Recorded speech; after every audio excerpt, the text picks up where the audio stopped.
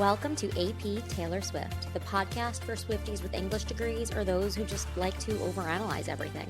I'm Jody. I'm Jen. And I'm Monty. And we are your unofficial professors of Taylor Swift. Hello, and welcome to another episode of AP Taylor Swift. Happy New Year's Eve. We have made it to the very last day of 2025. And if you started off this year listening to us and you've made it here now, thank you so much for listening and coming along with us on this incredible ride of a year. We had a new album release. We had a whole new documentary. We had so much fun. And if you hopped on along the way, if you found us this year through all of this Taylor Swift madness, then welcome to the party. We're so glad to have you. And we're excited to be closing out the year with you.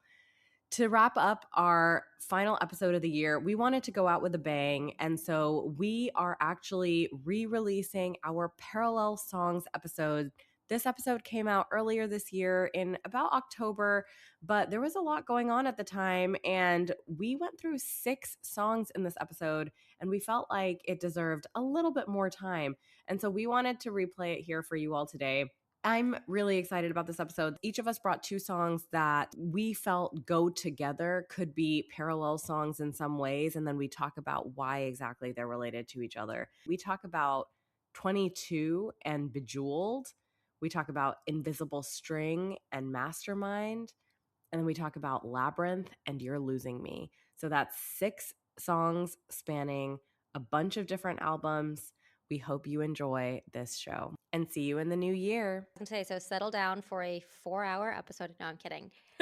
We are over 100 episodes in at this point, and if you've been listening to us, whether it's since the beginning or on the last couple episodes, you'll probably notice that even though on our show and tell episodes we each bring a song, so we have 3 songs, we will often connect songs back to things that we have covered previously, because we spend so much time, especially in our deep dives, unpacking these lyrics, that we often find lyrical and thematic connections between songs that we had never heard about before. So hopefully today we'll be bringing you connective songs that are connected in maybe some non-obvious ways. I think there are songs that in Taylor's discography we know are connected. We know about the Teenage Love trilogy in folklore. We know about some lines that she uses across songs or some motifs that she uses across songs that are really familiar. I think today maybe you'll see some familiar ones, but maybe you'll also see some unexpected songs that we believe are parallel or pair well together in some way. I also feel like it's just a core part of being Swifties. Like any place on the internet where Swifties exist, I always see conversations comparing songs. Like it's just, she's so somehow both so consistent and so innovative with like what she's doing that it's so easy to compare songs and to compare something she wrote when she was younger to when she was older, or concepts that she plays with or whatever. I feel like that is one of the most common Swiftie conversations I see on like every internet platform. Taylor kind of helped these conversations along as well because of the pairing at the Eras tour and often the way that she performs them, right? Like she kind of adds to the conversation. Yeah, she had a lot of fun with mashups, both in the set list and then, of course, kind of on the second half of the tour, the surprise songs, she started doing mashups. And oh yeah, how did I forget to bring up the surprise songs on the Eras tour? That seems like a big... Yeah.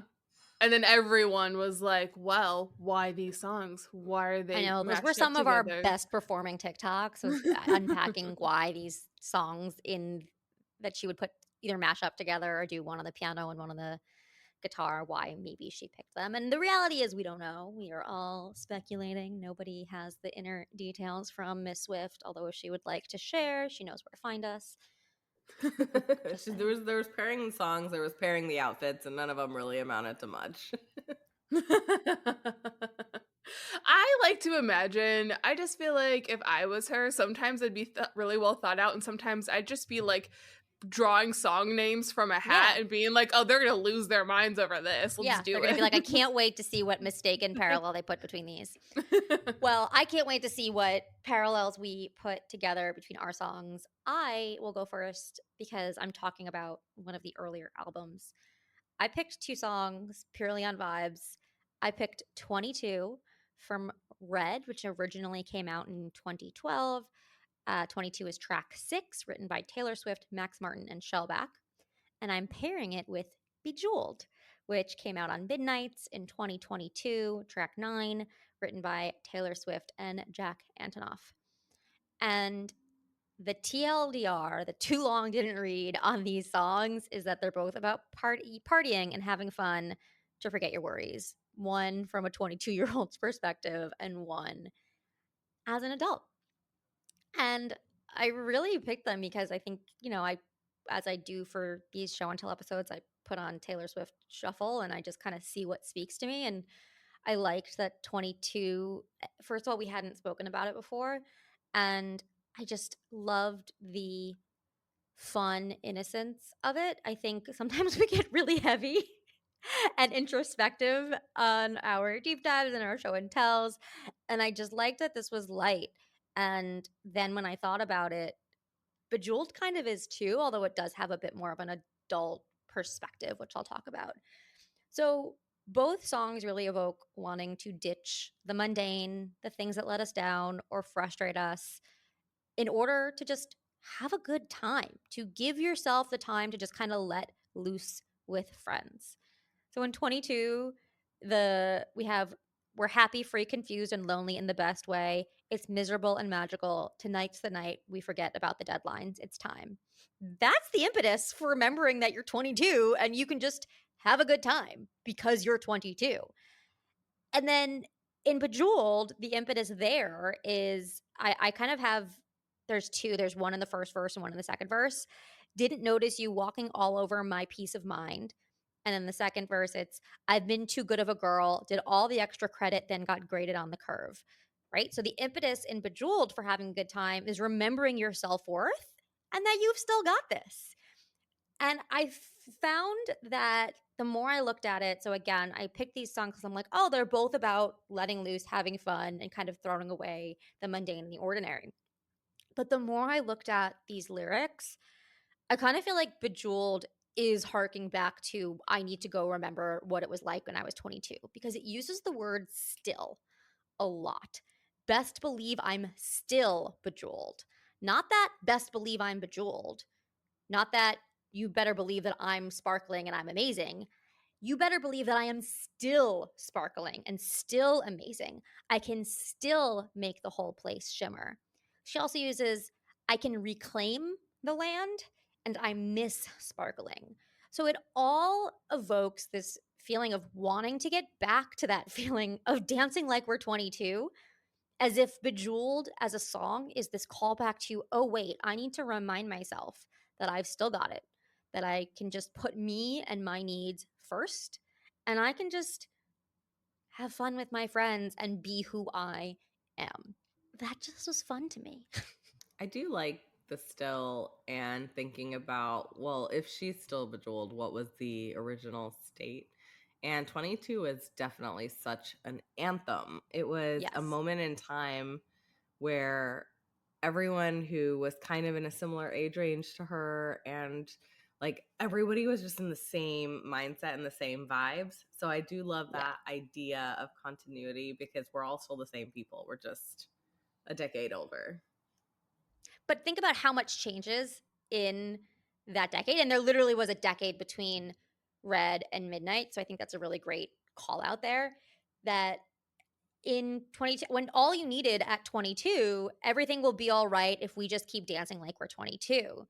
Meaning, like, just keep that carefree focus. Know that your friends have your back. You don't need to focus on the scene and the exes and the hipsters. And it's like Bejeweled is that reminder. You have to remind yourself, oh, wait, I need to put myself forward. I need to, say, by the way, I'm going out tonight. I'm putting these people who stepped over me, who, need some lessons, everything that has been wearing me down for all of this time, I need to remind myself. Like, I don't think she's trying to remind anybody else that she's still bejeweled.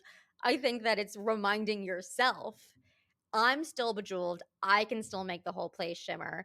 You do have a couple of like more lyrical parallels. I loved, you've got like, if we just keep dancing like we're 22, and in the bridge, of course it's the bridge of midnight, and we're dancing all night.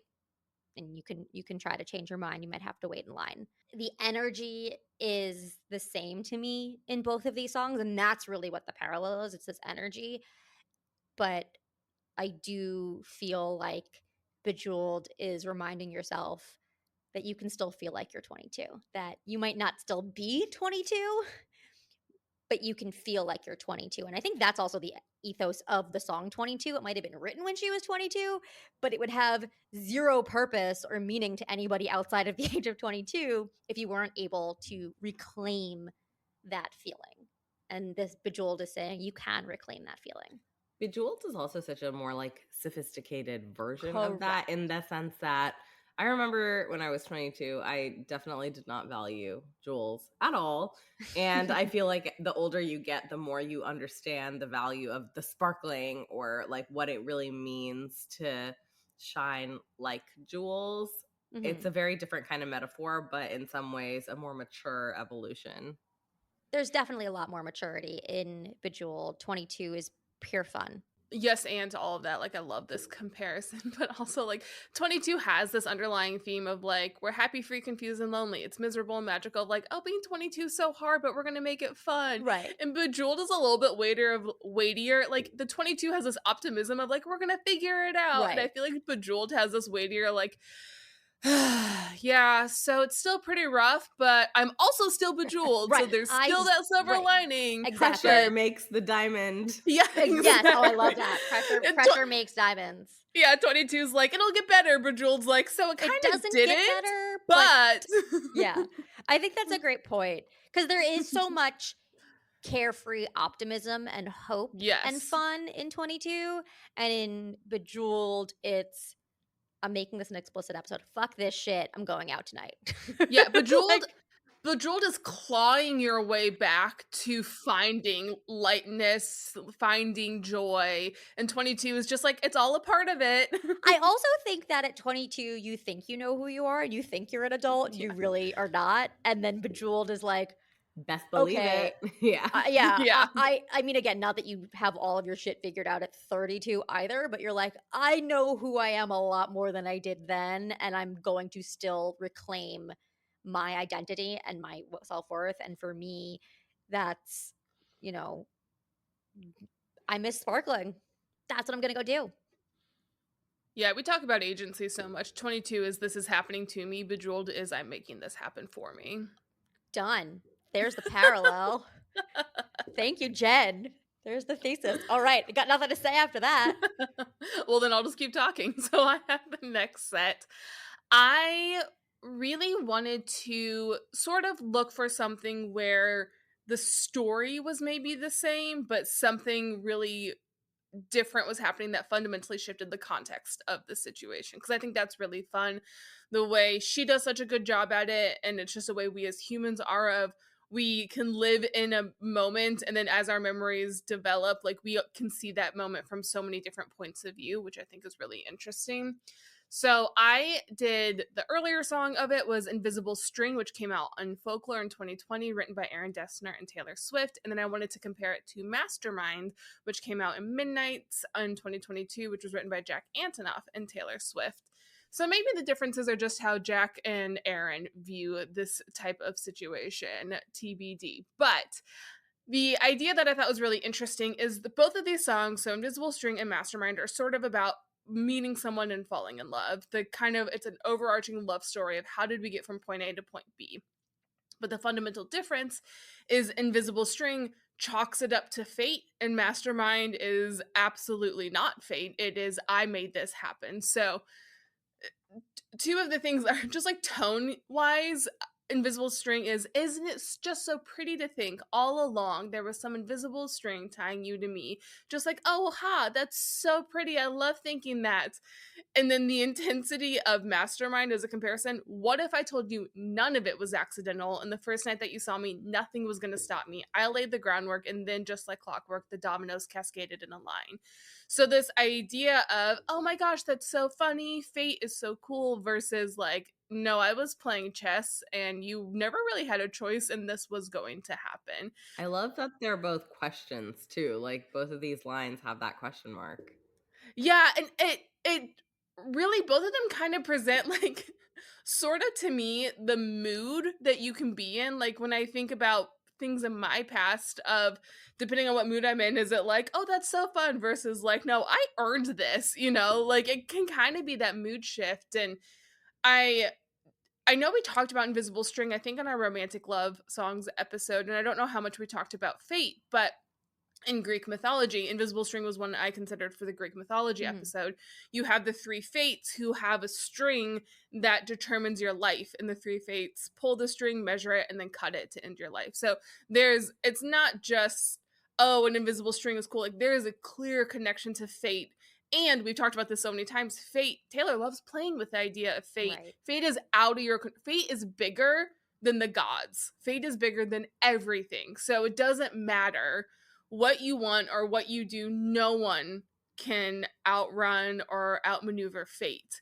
But then we compare this idea of like the path to love to Mastermind, where she's like, I made this happen. Fate had nothing to do with this. I made it happen, which is such a fascinating comparison. It's like when someone asks you, like, oh, how did you get to where you are today? You kind of hear this two ends of the spectrum. Some people will say luck and some people will say hard work. Yeah. And the reality is it's probably a mix of both. Yeah, and I remember in our Mastermind discussion, which still goes down as one of my all-time favorite discussions. So if you never listened to that episode, definitely go back and listen to our Mastermind deep dive. It actually starts off with Once Upon a Time, the planets and the fates align. And I remember we went down this rabbit hole of like, where do we start? And then she gets into, what if I told you that none of it was accidental? And she Right. plays with this idea of like, it could be fate, but decidedly it's not here. And there is an element of that in the backdrop, but there's a lot more agency and ownership, and acknowledging the fact that there were decisions made that led to the outcome. And so I do love that, where in one hand you're just being like, oh, it's so magical and so pretty, and the next one is like, okay, real talk, what actually happened to get us to this point? I mean, I am not married, you two are, but I'll ask you both. Does any of this have to do with like where you are in your romantic relationship? That in the beginning you're like, oh, it's fate that brought us together. And at this point you're like, it is hard work staying together and being together. And we worked at this. I do kind of go back and forth. So what you were saying, Jody, about it, like in reality, it's kind of both, right? Like Right. you have to acknowledge that there's decisions that you did. I have a really favorite quote that I probably have said on the pod before, but I say it all the time. It's, even if you're on the right track, you'll get run over if you're just sitting there. And I think that is like the perfect encapsulation of both the fate and the need to do something. It's like sometimes the stars align and there's a direction, but you have to see it and recognize it and act on it. When one door opens, like you've got to walk through. And so I don't necessarily think it's a timing thing. If anything, like sometimes the later I'm in it, the more I'm like, maybe it was meant to be. I have no other option. Yeah, the other comparison, I kind of feel the same way, Monzi. It goes back and forth. The other comparison I wanted to make was how she views her past in these songs, which I think is a big part of any love story, of not just like how did we meet, but also how did we get to this point. So in Invisible String, it's again pretty romantic. She says, time, mystical time, cutting me open, then healing me fine. So she's talking about, oh, I've been hurt, but like time heals all wounds, versus in Mastermind, you see all the wisest women had to do it this way because we were born to be the pawn in every lover's game. And what's interesting about that to me is the first one's just like time heals all wounds, and the second one is a definitively feminist take of being a woman is hard, and so I have to make things happen. So to me, I don't even know if the change in tone is as much of a reflection of the relationship as just like a moment of being like, fine, I have to make everything happen for myself. It feels almost just more like life is making her feel like she just has to make it happen and she can't like leave things up to the fates. But it doesn't feel, to me, the shift doesn't feel as much about like, do I think that how this relationship happened? It's just more of like, in this moment I'm sitting in my own ownership and my skill and my experience, versus like I'm in more of a romantic mood. One's like I'm on vacation thinking about my relationship, and the other one's like I'm in the middle of a hard work day and I'm like, damn it, I do everything around here, including this relationship I'm in. Oh, I love that. Yeah. That doesn't resonate at all. The only other thing I wanted to say, the more I thought about this, I still like this comparison, but I do feel like Invisible String is mostly like, how did I end up meeting this person? Mhm. And Mastermind is how did we go from friends to what we are now a Right. little bit. So I like the comparison. I do think it's all there, but I think there is even a role to say, oh, fate brought me to you, but then I took it from there. Like, I Right. think these can still coexist a little bit, but the tonal differences are like very, very different, which I think is fun. For sure. This is fun. Yeah, amazing. Okay, well then I'll take us home. Go ahead. Just also, as we're getting, moving on to the next thing, we are deep diving Invisible String next week. So I just want to Yeah. make a note of that. If anyone's like, there was so much more in Invisible String, you're correct. And we will get into There's it. so much more to all of these songs. And so if Yeah. we haven't already done a deep dive, we will. Stay tuned. Yeah, we have started to kind of pick our deep dive songs based on like, need to do this. Done it multiple need times. to talk about this need song. to deep dive. Okay, great. Well, then I will take it home with our last two songs of the day. I, as usual, have a long list of brainstorm songs and options. I go down this rabbit hole where I just listen to Taylor for hours and come up with Monty, every this list is epic. We could do a possible. 17-hour episode. Wait, do we dare like go through some of these? I'll go ahead and sign up for the Substack and just say like maybe I'll explore some of these in the Substack because I did have a lot of fun with it. I'm putting your name in the Notion doc right now, so Yeah, we don't forget. Absolutely. I mean, we could have gone in a very sad direction with Marjorie and Bigger Than the Whole Sky. I went down like a broken friendships route with Now That We Don't Talk and Breathe, or Now That We Don't Talk and You're Not Sorry. I went down a high school path with 15 and So High School, which I think would have been a lot of fun. But what I ultimately landed on was Labyrinth and You're Losing Me. So this is, I think, maybe not as niche. Like, I think some people have kind of put this together when the songs came out. I did find a little bit of conversation on it, but there was a few reasons that I kept getting drawn to this. First of all, thematically, I think they're mirrors of each other, which Taylor does all the time. She'll pick a theme and then explore two sides of it. And I also think there's a lot there to be said about the sound and the way they're written, and even some of the language that she uses and the metaphors that she uses. So I'll go into all that. But first, administrative tasks. Both of these songs were on the same album. They both came out as a part of Midnight. So there are obvious similarities in that her headspace, she's in the same headspace when writing out these songs, probably, which makes it extra fun to look at because they're mirrors. They both came out in 2022. And fun fact, they're both written by Taylor Allison Swift and Jack Antonoff. So also the same writers on the songs. I'm actually taking a creative writing course this summer. And as a part of that, we've been exploring a lot of the techniques that creative people use to tell their story. And so I thought it would be a fun exercise to just, I know it's music, so I wanted to, the meters don't quite work the same way in music or in poetry. So in music, they're both the songs are written in 4/4 time. That by itself is not really a remarkable fact because most songs are written in 4/4 time. We know that she has gone outside of that every now and then, and sometimes she'll play with the rhythms, but that itself is not super, super interesting. What I did find interesting was poetically, if we were to look at it, both of these are in iambic meter.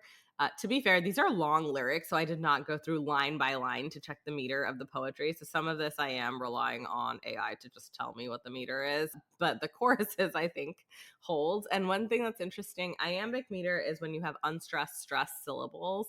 And so you have the stress placed on the second syllable. And it kind of creates this very steady da-da, da-da, da-da, da-da kind of rhythm. And most famously, iambic is what Shakespeare is known for. Shakespeare wrote an iambic pentameter. These songs both happen to alternate between iambic trimeter, which is 3 feet within a meter, and then iambic tetrameter, which is 4 feet within a meter. So the interesting thing is like short lines, basically, is the point. It's uh-oh, I'm falling in love. Uh-oh, I'm falling in love again. Or stop, you're losing me. Stop, you're losing me. So really short kind of lines, but they sound very similar because they're both written in a similar kind of rhythm. Okay, that's the technical part of this analysis, only because I was doing this class and I really wanted to just see if there were similarities there. Thematically, these songs are mirrors, like I said. So Labyrinth is about falling in love, and You're Losing Me is very much falling out of love. And in that way, both of the songs kind of read like bookends. How does she tell the story? She picks a metaphor, and her metaphor actually in both instances kind of has to do. I mean, Labyrinth is called Labyrinth, and we've also discussed that in more detail in previous episodes. But one thing that I thought was interesting is Labyrinth has breathe in, breathe through, breathe deep, breathe out, a very basic human bodily function of breathing, just something that you do without thinking about it, but it's essential to life. And in You're Losing Me, you have my heart won't start anymore for you because you're losing me. I can't find a pulse. My heart won't start anymore. And there was this heartbeat throughout the song. And beating heart also kind of involuntary, essential to life, something you don't think about, but something that is always there. So I love that she chose these metaphors through lines in both of these songs that are related to just living very visceral and physical life. And they're both things, though, too, that are like the embodied experience of falling in and out of love. We say it metaphorically, but we know like it's true of, how you're feeling does affect like, oh, I need to meditate. I need to go through deep breathing because I'm getting stressed out versus like when your heart is pounding because you're like something bad's happening, like your panic reaction or stress response. Like those are both metaphorical but also the embodied experiences of this of Right. falling in and out of love. That's so fascinating, Monzi. I never would have put that together. Yeah. One thing that's interesting is the stanzas kind of map as well. There's more of a bridge in You're Losing Me that changes the song. There's not as much of a bridge in Labyrinth, but it's interesting. It's like stanza, like you have the build up, then you have the chorus, then you have the build up, then you have 2 choruses. So the songs do kind of really look similar and sound similar to an extent. And it's just like the more and more that I read through it was like, it starts with, it only hurts this much right now. What was I thinking the whole time? Breathe in, breathe through, breathe deep, breathe out. I'll be getting over you my whole life. You know how scared I am of elevators. Never trust if it rises fast, it can't last. And then You're Losing Me lyrics say, you say I don't understand, and I say I know you don't. We thought a cure would come through in time, and now I fear it won't. The word through appears in both songs, just to call it out. When you can look at it at your own time if you're listening, but we went from breathe in, breathe through to thought a cure would come through. Remember looking at this room, we loved it because of the light. Now I sit in the dark, wonder if it's time. Both of these songs open with a little bit of an anxiety and scared kind of feeling. Yeah. And then there's also a mention of rising here. Do I throw out everything we built or keep it? I'm getting tired, even for a phoenix, always rising from the ashes. So she had, I'm scared of elevators. Never trust if it rises fast. And now she's getting tired of even rising from the ashes. So just like some parallels, even in like the words and the sounds. When reading Labyrinth now, I don't know if this was my thought. I'll have to go back and listen to the episode when we did it. Labyrinth to me right now feels like getting into a fight and then like making up in a relationship. So not necessarily falling in love for the first time with a partner, but like getting into an argument, right? It only hurts this much right now, was what I was thinking the whole time. Like thinking this is the end and then realizing it's not and falling Yes. back in love. Whereas You're Losing Me from the stanzas that you just read has a little bit of that, oh God, is this going to be one of those things again where we fight but then stay together, and then it realized, Right. and the whole point is it's like, you are losing me, this is actually going It's to happening, end. but it's happening. It's in the process. Yeah, Both of in the them are process in the of- process. It's one is like in the process of falling in love, but it's still anxious. It's definitely anxious. And then the other falling one back is falling in love almost, and Yeah. this one is like, ooh, I don't know that I'm going to get back in love. Yeah, this and this time. one is on the opposite end to some degree. It's still in the act Yeah. of, and you don't know if it's going to happen or not, but it's still anxious because you don't want to make the same mistake again. There's also the comparison, you know, you have the Phoenix and the Labyrinth and the mythical Yes. connections between both of those. That's a great point. I actually did not catch that, but you're absolutely right. Why call this song a labyrinth? We talked about that. We're like, actually, it's not really related to labyrinth, but we're talking about the fogginess, the maze of getting stuck in something and not being able to find your way out. And then Phoenix is the constant rising from the ashes, also a mythical bird. Yeah, I love this. I think this is such a fun comparison. I think it's really fascinating to me that we all chose at least one Midnight song. That's what I was going to say. I think it makes sense. Yeah, because she said, like, Midnights itself was an album of her reflecting. Exactly. There was a lot of reflection. It was songs she had written over her long career that she was putting together. And so we're like, who knows? Sense. We don't know what was going on in her mind. But yeah, it makes sense that this album that was kind of a survey of, here are some of the like biggest feelings I've had in my life that were continuously going to that album to say, how does this compare to other things she's written? Like, yeah, that totally makes sense. Yeah, it's the perfect comparative literature album to do for Taylor Swift, because it's you know there are going to be connections to other parts in her life. So maybe we should have challenged ourselves. When we do this again, we'll challenge ourselves to not use a Midnight song. To be fair, I have a lot of options that are not on I know Midnight. you do. You certainly do. Well, I think the other thing I really wanted to challenge myself with was I didn't want to do a pair of songs that the Taylor Swift army was like, these are connected and they're about the same person. Because like that's not what we're about. So I think that's also where I know that's where I started. I started with the obvious, and then I was like, I started with Woulda, Shoulda, Coulda, and Dear John. So like, yeah. I started with Out of the Woods and Is It Over Now? And then... I was also going to do Would've, Could've, Should've, but I was going to do it was something from Torture Poets Department, because it was going to do with the religious imagery. Oh. Because she does Guilty an interesting comparison. Yes, it was Guilty as Sin. Yeah, I think Guilty as Sin. And because it was like, what if I rolled the stone away? Right. So there's like, not just religious imagery, there is like... You're going to crucify me. Yeah, there's aggressively Christian imagery in both, where she's kind of comparing herself to Jesus and then a sinner. It was really interesting. Ooh, okay, so we'll do this again. Yeah, this is fun. And there were so many that we have brought up. Like, I think where this idea started was actually with the love story, But Daddy, I Love You. We're not allowed to talk about love story anymore. We've talked about that one to death. And we also did a deep dive for But Daddy, I Love Him. So I think we've put that one to bed. But no, we'll still bring it up once a month just to hurt Jody's feelings. As long as I can bring up Cornelia Street, we're good. Anyway. That's all we have for you today on AP Taylor Swift. Be sure to rate and review us on your favorite podcast app.